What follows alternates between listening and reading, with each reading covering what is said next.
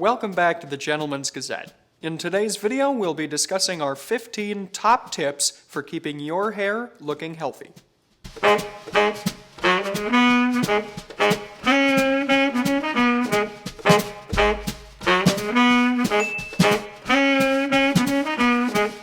It's no secret that, for better or for worse, modern society places a high premium on appearance. As we've said many times before here, this wouldn't be the case in an ideal world where people would simply judge one another based on their character and personality. Given that these biases are ever present, then, we're of the mind that the discerning gentleman can leverage them to his advantage in order to look more confident, polished, and put together. And of course, we spend a good deal of time here at the Gentleman's Gazette talking about how clothing can have this effect. Equally as important as clothing, however, is your face and your hair. Thus, today's video, the first in a series of 3, will talk about how to keep your hair looking healthy. Before we get into the list proper today, though, here's some prior knowledge that would be helpful to know first. Caring for your hair has a lot to do with caring for your scalp. After all, while hair follicles can be of different thicknesses and of different shapes, resulting therefore in straight, wavy, kinky, or curly hair, the strands themselves aren't actually living. Therefore, proper hair care starts at the scalp. Your scalp naturally secretes an oil called sebum, which is what keeps both your scalp and your hair hydrated and healthy. Therefore, it's important to know that different people have different scalp types. There are 3 types overall, those being oily, dry, and normal. If you have an oily scalp, you're probably already aware of it because your hair will often look oily or even greasy, even if you're not doing anything to it regularly. As far as products for an oily scalp are concerned, you should avoid things that market themselves as hydrating or moisturizing and gravitate more toward products that talk about strengthening and balancing the hair. And one more note about managing oily hair: don't over-scrub. Though it may seem natural to really get in there with a lot of force, treating an oily scalp gently is actually going to be your best bet, as if you overstimulate, your scalp will actually produce more sebum, thus compounding the problem. On the opposite side of the spectrum, then, is a dry scalp. These are the types of scalps that usually result in conditions like dandruff or other flaky, dry skin. As such, here's where you'll want to look for shampoos, conditioners, and other products that place an emphasis on hydrating. And of course, if you suffer from an extremely dry scalp that over-the-counter products alone don't solve, consult your doctor. And finally, if you don't have a scalp that's overly oily or overly dry, congratulations, you just have a normal scalp. Here, you don't have to look for products with any particular benefits placed above others, just make sure that you have a good balance between hydrating and fortifying. Okay, with scalp types out of the way, let's now get into our actual list of 15 tips for healthy hair. We'll start here with tip number 1, which is to take lukewarm showers. Taking piping hot showers, while they can certainly feel good, will strip all of the natural oils out of your hair, making it look dry and also more prone to frizziness and split ends. But while you may think that the answer would then be to take a bracing cold shower, this actually won't help you a lot in the long run either. If the water in your shower is too cold, the capillaries in your scalp are going to narrow and constrict, meaning that blood flow in the area will be lesser, and therefore your hair won't be receiving the nutrients it needs. So, the easiest solution is to find a happy medium and shower in water that's lukewarm. Next, while we're in the shower, let's talk about what products to use. Regarding shampoos, tip number 2 is that you're going to want to look for something that's sulfate-free. The issue with most cheaper shampoos is that they'll contain compounds called sulfates. You'll usually see these in the ingredients list under names like sodium lauryl sulfate, for example.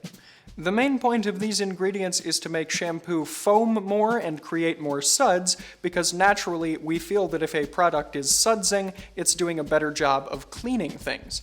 It's just a natural human impulse.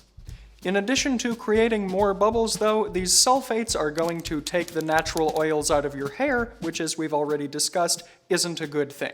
Your hair will end up dry and brittle. As such, finding a shampoo that's free of sulfates and naturally cleanses and strengthens your hair is going to be your best bet. Sometimes these sulfate-free shampoos can be a bit more difficult to find, but your barber will probably have some ideas for you. In particular, you're going to want to look for certain ingredients like hydrolyzed wheat protein, amino acids, and vitamin E. Also, the occasional use of a clarifying shampoo will get out any built-up hair product that you may have gotten in your hair over time. Point number 3 is that you don't have to shampoo your hair as often as you'd think. Most men probably shampoo their hair every time they take a shower, but this simply isn't necessary. Even shampoos that are free of sulfates are going to take the natural oils out of your hair more quickly. As such, even though it probably is important that you maintain a daily showering routine, just rinsing your hair with water is going to be more helpful than shampooing every time. Most barbers recommend that you only shampoo your hair 2 to 3 times a week. Furthermore, if you're using quality styling products, most of them are going to be water soluble, so you won't need to worry. But as we've said already, occasionally using a clarifying shampoo will get out any product buildup. So if you're not supposed to use shampoo every time you shower then, what should you be using instead? That's tip number 4, which is to use conditioner when you shower. Conditioner is designed to moisturize and protect your hair and also soothe and settle down its cuticles, which are the rough shingle-like edges around the central hair shaft. Men with curly hair are going to benefit especially from using conditioner daily, as smoothing down these cuticles of curly hair will help it look its best. So, the best way to care for your hair in the shower is to rinse it with lukewarm water and apply conditioner on a daily basis, and occasionally to use shampoo a few times a week. And here's a related point: if you've ever heard the old saying, rinse and repeat, don't actually apply this knowledge in the shower. Just one application of conditioner and of course of shampoo is going to be more than enough for your hair without drying it out. Tip number 5 then naturally comes after you've washed your hair. When toweling off, be gentle. While it's tempting to want to get your hair dry right away and do this by aggressively scrubbing with your towel, doing this to wet hair, which is more vulnerable, is probably going to lead to excess breakage. Therefore, using the towel with a bit of a softer touch and working in the natural direction that your hair grows is going to be better for it in the long run. Some men may even consider using a soft cotton t-shirt instead of a standard terry cloth towel, as hair will be less likely to get caught in the fibers. Tip number 6 is also on the subject of drying your hair. Avoid the blow dryer. Not only will the hot air from most blow dryers lead to more frizziness and split ends, it's also going to dry out your scalp. If you do want to use a blow dryer to add some more volume to your hairstyle, using one that has a cool setting is going to be your best bet. Overall though, just letting your hair air dry will be healthiest in the long run. Tip number 7 is to use the appropriate amount of styling product. Using product to add more life to your hair or just to do something different with it than it would naturally is a great way to change things up and enhance your look. Still, if you use too much product, your hair is probably going to look matted down or otherwise unnatural. Therefore, experiment a little bit to find out what the right amount of product is for you, and then don't use too much. And if you're unsure of what specific type of hair product is going to be best for you, you can take a look at our video guide to hair products here. Tip number 8 is also on this same subject, which is to keep your hair natural. What we mean by this is excessive perming, coloring, straightening, and so on is just going to excessively damage your hair.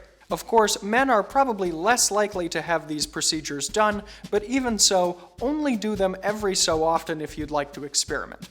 And to keep your hair healthiest, just avoid undergoing these kinds of hair procedures. Tip number 9 is to use the right tools in the right ways. Hair is naturally delicate, so it's important that you know how to style it without doing any damage. For example, because wet hair is more susceptible to damage than dry hair, you shouldn't use a hairbrush when your hair is wet.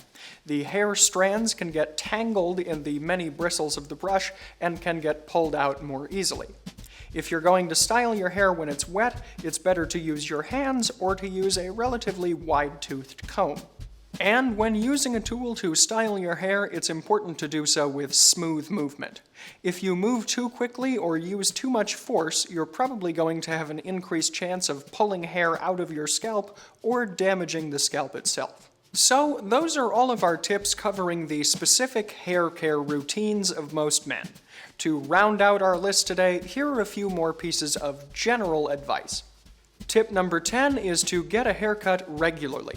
To keep your hair looking neat and trim, it's important that you have a regular haircut routine.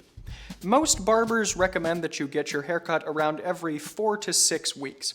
In other words, every month to month and a half. One additional note here, if your barber or stylist takes appointments, try to get one in the morning. Since they won't have already been cutting hair all day by the time you get to them, they'll probably have a slightly sharper eye when cutting your hair.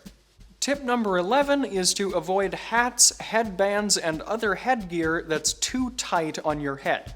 Putting on headwear that's too tight may cause decreased blood circulation to your scalp, and therefore your hair might be less healthy. For example, if you're engaged in a helmet sport like bicycling, where the helmet is rubbing on your scalp for most of the time, you may suffer from something called friction alopecia, where this rubbing causes hair to fall out more easily. Luckily, most healthcare experts believe that friction alopecia is more temporary.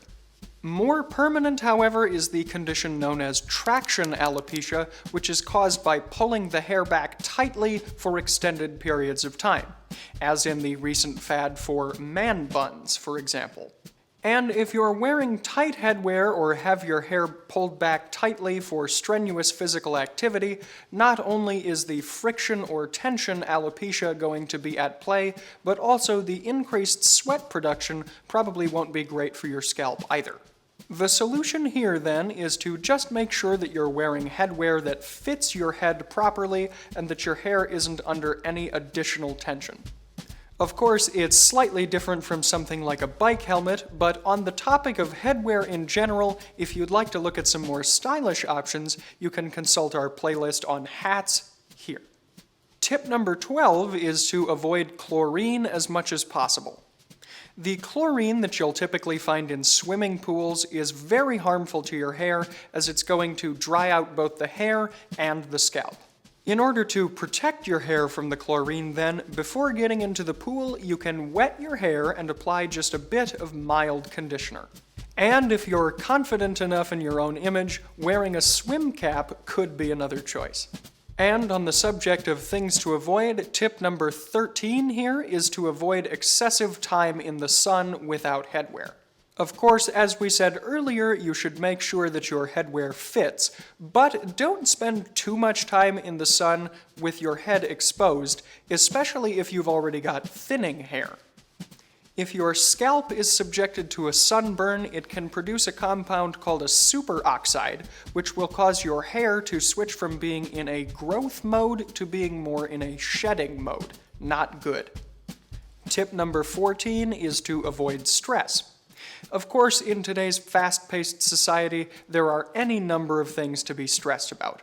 But if you can take a few moments each day to center yourself and find a place of calm, not only is this going to have numerous other health benefits, but it's also going to help your hair as well. Specifically, this is because stress has been shown to tighten the scalp and restrict blood flow, therefore cutting things off to the hair.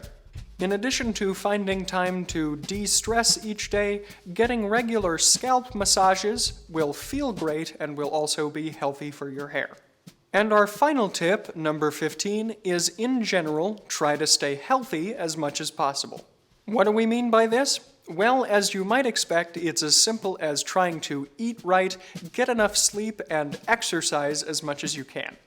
These general pieces of advice, in addition to slightly increasing your intake of things like zinc, vitamin C, and vitamin D, will lead to healthier and more vibrant hair.